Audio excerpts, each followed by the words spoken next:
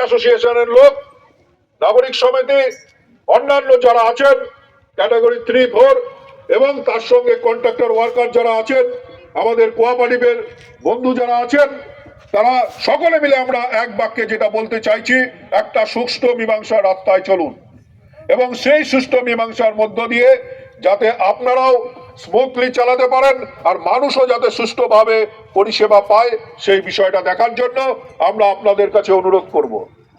সামগ্রিকভাবে শুধু রাস্তাঘাট বাড়ি নয়, সারা টাউনশিপে রাস্তাঘাট ভাঙাচোরা।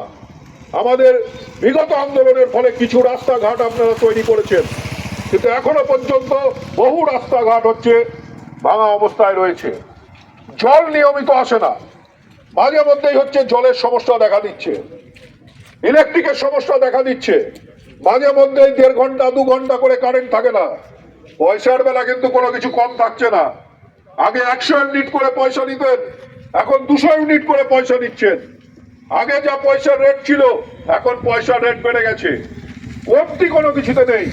সুতরাং বারবার আমরা অনুরোধ করছি, অনুরোধ বেশিক্ষণ থাকে না, সেই অনুরোধ একটা সময় এসে বাস্ট করে।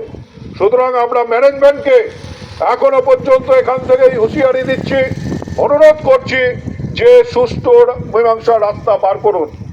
আপনারা দেখেছেন আনন্দবাজার পত্রিকা বলুন, বাড়ি বাড়ি গিয়ে বলুন, পোস্টার চিটিয়ে দিয়ে আসা বলুন, কোনো কিছু করেই কিছু করতে পারেননি, পারবেন না, কারণ আমরা ঐক্যবদ্ধ আছি। আরো